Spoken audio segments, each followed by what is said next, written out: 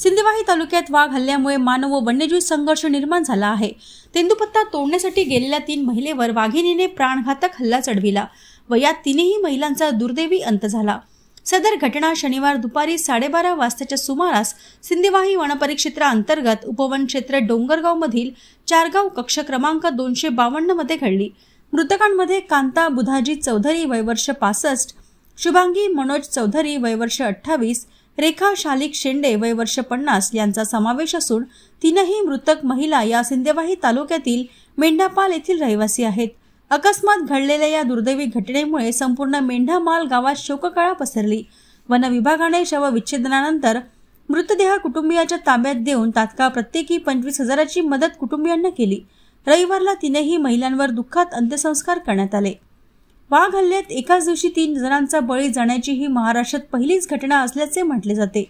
जंगलासोबत निगडीत असलेल्या गावखेड्यातील गोरगरीब जनतेला जंगल परिसराचा संपर्क येतो, त्यामुळे मानव व वन्यजीव संघर्षाचा सामना जनतेवर करण्याची पाळी आली आहे। एकाच दिवशी तेंदूपत्ता संकलन करणाऱ्या डोंगरगाव बिटात 4 महिलांवर वाघिणीचा हल्ला होऊन मेंढापाल गावातील 3 महिलांना वाघ हल्ल्याच्या घटनेत प्राणाला मुकावे लागले।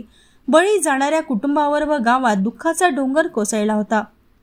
अंत्यसंस्कारावेळी क्षेत्र दौऱ्यावर असलेले विधिमंडळ पक्षनेते तथा लोकलेखा समिती अध्यक्ष व ब्रह्मपुरी विधानसभा क्षेत्र आमदार विजय वडेट्टीवार यांनी वाघ हल्ल्यात मृत पावलेल्या तीनही महिलांच्या अंत्यसंस्कारात सहभागी होऊन त्यांच्या कुटुंबियांची सांत्वन केले। अंत्यसंस्कार आटोपताच उपस्थित वन विभागाचे उपवन संरक्षक राकेश सेपट, वनपरिक्षेत्र अधिकारी विशाल सालकर, पोलीस निरीक्षक राठोड तसेच उपस्थित गावकरी व वन विभाग कर्मचारी तसेच पोलीस अधिकारी यांच्याशी तात्काळ चर्चा करून हल्लेखोर वाघिणीचा तात्काळ बंदोबस्त करा, तसेच घडलेल्या घटनेचा गांभीर्याने विचार करून मृतकांच्या कुटुंबियातील व्यक्तीला वन विभागाच्या सेवेत रुजू करून घ्या व मृताच्या कुटुंबियांना विभागाकडून देय असलेला मोबदला तात्काळ देण्याचे निर्देश यावेळी विधिमंडळ पक्षनेते आमदार विजय वडेट्टीवार यांनी दिले। सोबतच अशा दुर्दैवी घटना यापुढे घडू नये याकरिता विशेष उपाययोजना करण्याचेही त्यांनी यावेळी उपस्थित वन अधिकाऱ्यांना सांगितले। त्यावेळी मोठ्या संख्येने नागरिक उपस्थित होते।